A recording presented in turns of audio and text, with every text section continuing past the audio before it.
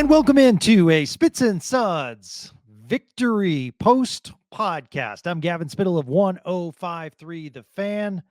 Matt Duchene, Tyler Sagan each had a goal and 2 assists as the Stars, for the first time in a long time. In fact, let's go back all the way to January 15th, 2018. That's the last time the Stars won in Boston. They do so tonight by the score of 5-2. Mason Marchman also had 2 assists. Lots to talk about tonight. 3 power play goals in the second period. That's a team record for most in a single period since the franchise moved from Minnesota all the way back in 1993. Unless you think I forgot. I got to switch to cans. Gregory Finley, my producer, I need to switch to cans. Right now I'm out of cans and I'm in bottles and it just doesn't have the same pop. But I did pop a Frosty, even though it is a school night, because when you win for the first time since 2018, when you do something for the first time in your franchise history since moving to Dallas, when you get off the snide, you deserve a Frosty. So that's what we shall have tonight.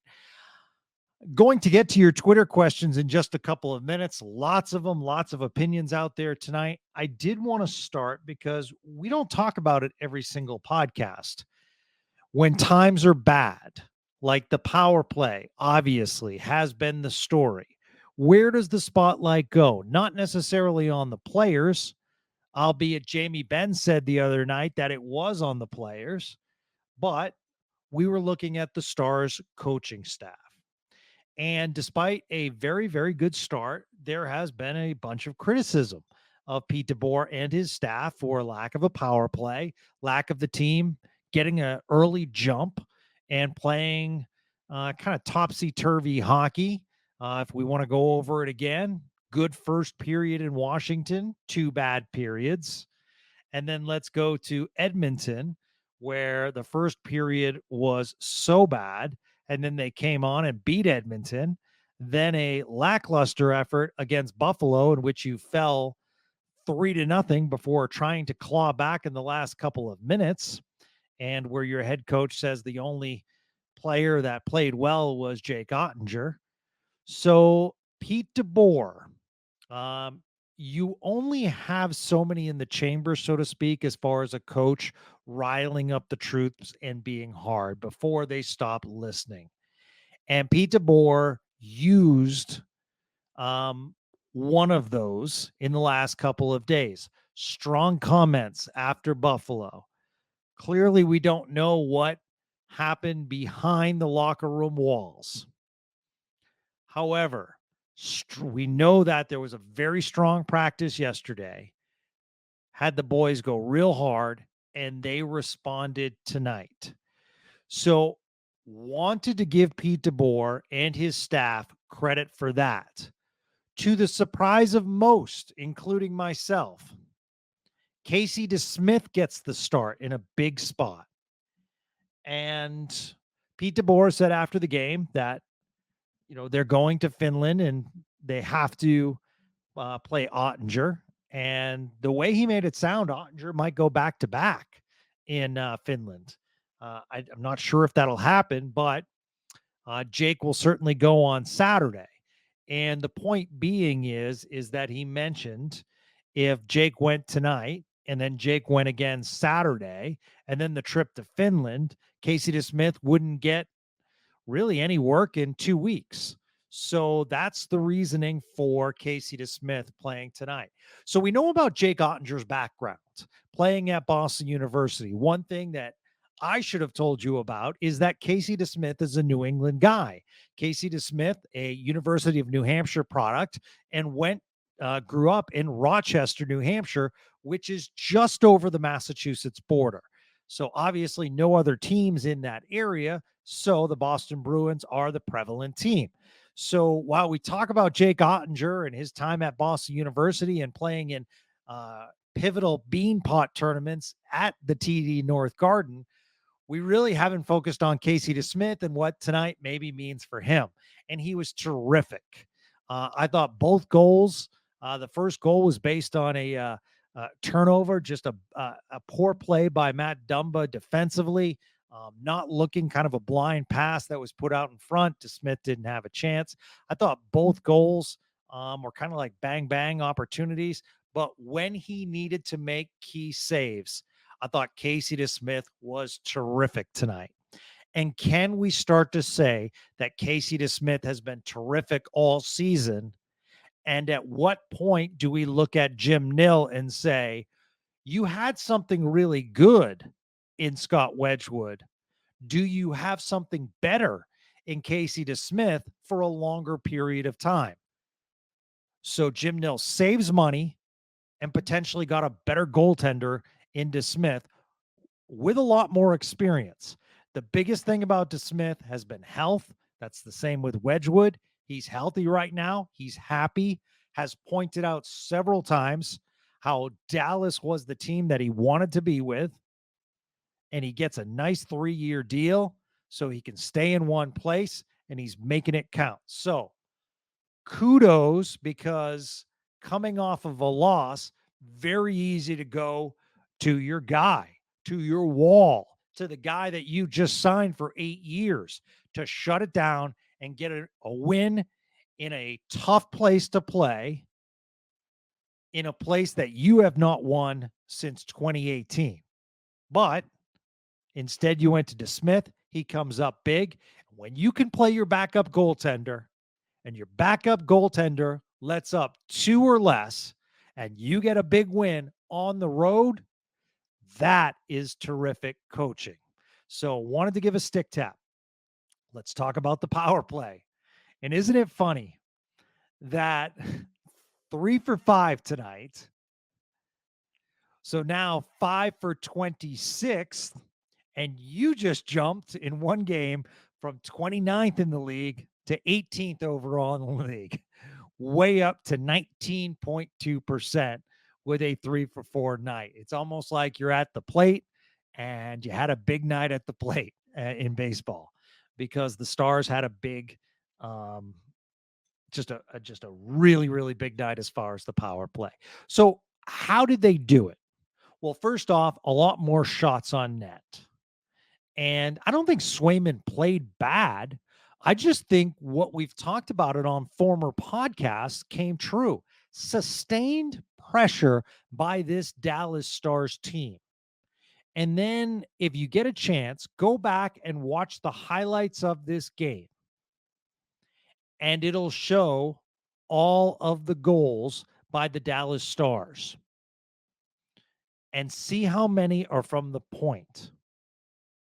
They're almost all in the dirty area or just outside the dirty area. The Stars got dirty tonight, and it paid dividends. And the Stars forwards were quicker, had better skill set tonight than the Boston defensemen. They made Boston look slow. And if Boston can control you, they are the heavier team with a lot of talent. I mean, David Pasternak's one of the best goal scorers in the league over the last couple of years. He is scintillating on the ice. But I thought the Stars did a nice job as far as holding any kind of Bruins sustainable offense at bay. They didn't let them set up in the zone a lot.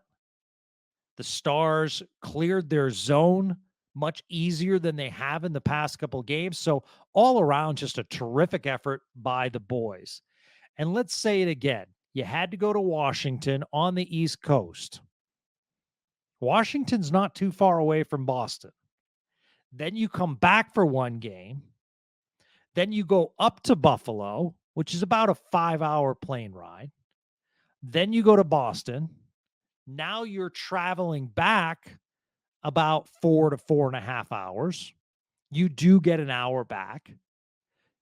You play one game in Chicago, at home against Chicago, Saturday night, and on Sunday you're off to Finland. That's a lot of traveling for this team. So hopefully the boys will get to relax a few days in Finland, get their legs back before a couple of tilts that are coming up against the world champion Florida Panthers. All right, let's get to your questions because you guys always have great questions and terrific opinions. Of course, it would help if the host brought up the tweet machine, which he is currently doing. So just give me a second and we will get that going for you. Right. And here we go. Zach Mitchell says, would love to see a consistently successful power play this season. Maybe the Buffalo game was fluky with Sagan and Dumba having come back into the lineup. I hope that this was more of what this team is really going to look like this season. I mean, I hope so. The rotation was terrific tonight. The passing was crisp. Felt as though the corner work was terrific. Beating Boston in a lot of fights in the corner. Puck battles are tough against this Boston team. They are one of the more physical, bigger teams in the NHL. So I appreciate that. Stars not necessarily responding. There were some big hits by the Bruins tonight.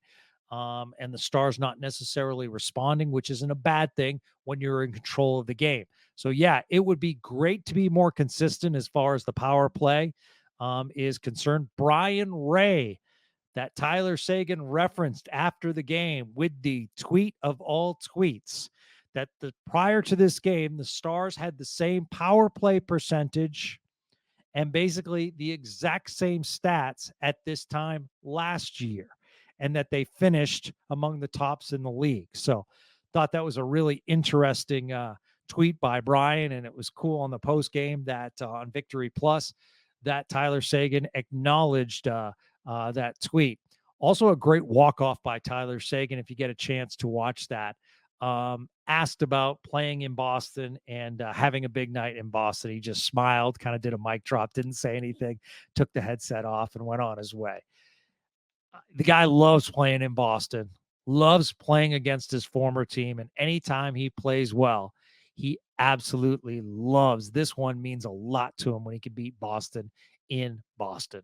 Coach Vaughn asks, what are your thoughts on Johnston earlier in the year? Just bad puck luck or just in one of those times where even his best looks don't find the back of the net? Yeah, after January 1st, and that's why I'm kind of on hold as far as my Wyatt Johnston opinion. Wyatt Johnston was one of the better forwards in the NHL and continued that through the Western Conference Finals. But he has not been as good as you'd like Wyatt Johnston to be. You know, maybe part of that is line shuffling. Obviously, the loss of Joe Pavelski and getting used to your line mates. He was kind of connected with Jamie Benn. So we'll see what happens. But I have faith that Wyatt Johnston will turn this around. I don't think he's necessarily playing bad. So I would concur with you that it is a little bit of bad puck luck. But, you know, he's doing what's necessary. And Wyatt Johnston also does a lot of things on the ice that maybe we don't talk about when it doesn't end up on the score sheet. So I am confident that he'll come around. William says, what a fun game. In fact, William was there tonight. It's great to see the power play come alive. What do you think of the Jamie Benn penalty? I think it was a penalty by Jamie Benn. In today's NHL, you cannot take your stick, put it over the opponent's stick, and knock it. And if that stick falls to the ice, yes, that is a 2-minute minor. And obviously, Jamie Benn wasn't happy. I couldn't tell if he wasn't happy with the call or he was mad that he felt as though the Bruins player embellished, because I will say that stick did come away pretty darn quick from his paws. At the same time, that could have been a crucial double minor for Jamie Benn. So, you know, the Stars with their penalty kill kind of got away with it. But I did think it was a penalty. Christopher DeHardy, can't believe we have to talk about Stars power play again. Wait, they scored 3 times. Heck yeah, they did. Cautiously optimistic that tonight wasn't just a flash in the pan. They figured out how to take advantage of the power play, but time will tell. So one of the things that they were able to do is the Stars are not a zone time team, so to speak, in that in the offensive zone, they are not one of the top cycling teams. But tonight, they were able to get some sustained zone time on the power play. And when you can do that, you produce more shots on net. The puck movement was terrific, and they tried to go in the middle a little bit more, which I liked. In fact, Jason Robertson scored once on the power play, and that was in the middle. That does a couple of things. Even if you don't score on the power play, or albeit on 5-on-5 situations, when you can put that puck in the middle for a shot, the other team has to think about that and put a man on that middle opponent, if that's making sense. And what does that allow? That allows more space in the corners for the one-timers. So it creates better puck movement as well. I talked about it the other night, how aggressive Buffalo was as far as trying to create turnovers, not just on 5-on-5 situations, but going after the Stars puck handlers on the power play while being down a man and pressing the Stars to try to find that open man and causing some turnovers by doing so. Tonight, Boston had to respect that power play. You saw that they were more of in a box format, and that allowed the Stars to set up shop, and they were really effective. But to me, it all gets down to being in that dirty area. I can't stress it enough how when you have players that are in front of a top-tier goalie like Jeremy Swayman, no matter how good Swayman is, and he's one of the tops in the league, you are going to create havoc and you are going to create eye issues for any goalie. So I thought the Stars did a really, really nice job, and hopefully they can continue that against Chicago on Saturday. Aaron Thacker, the Thackman, checks in as he always does. Great win and great job on the power play. Also thought that they got after it defensively as well. Yeah, they played really well defensively. Question is, were you surprised that it was Casey instead of Jake? I was really, really surprised, but happy. And you know what? Surprised, but once again, we got to give a stick tap to Pete DeBoer for making the move and the move paying off. Load management is key for Jake Oettinger. He's a bigger goalie. You want him to be healthy. You want him to be fresh.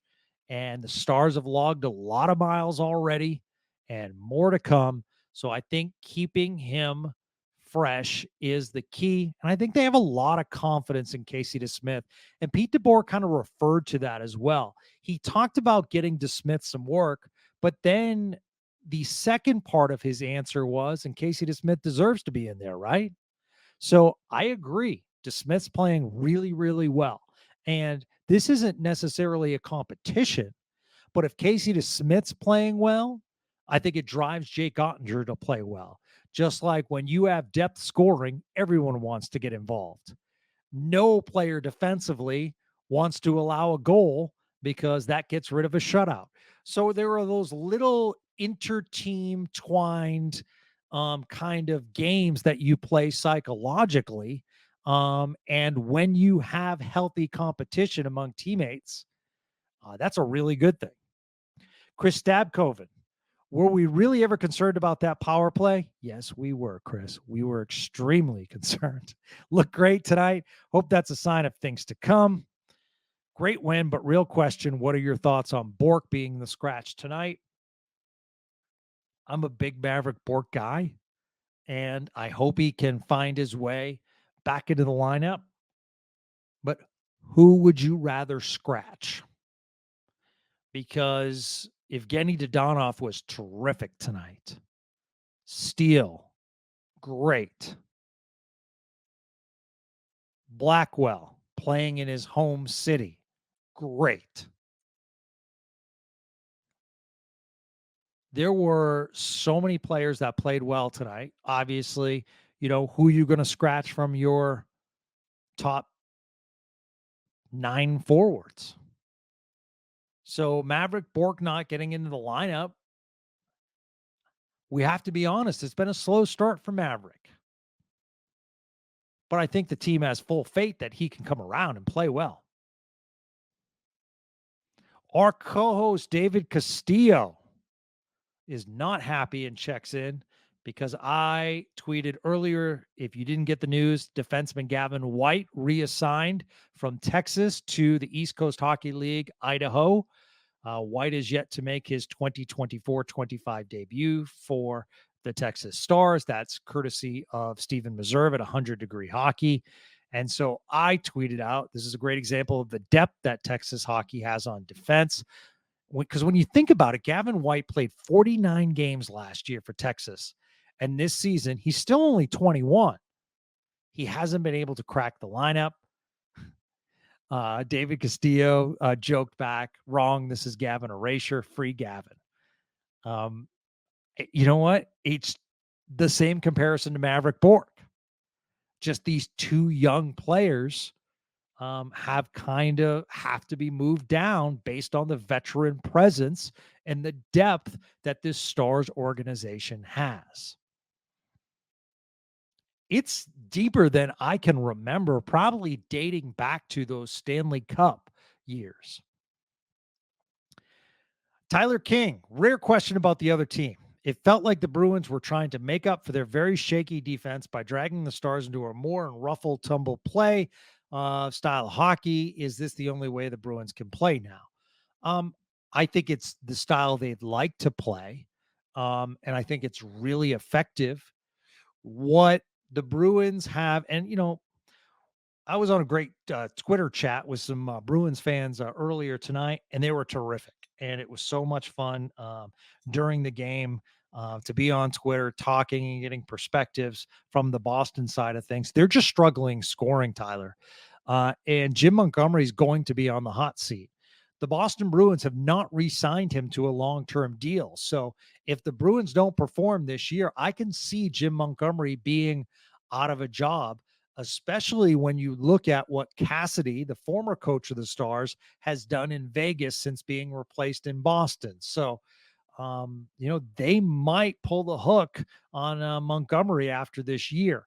But even though Pasternak played well tonight, the top 9 of Boston have not played well. But I think tonight, more than anything, Tyler, is you lose so much momentum as a team if you're Boston, if you continue to be in the box.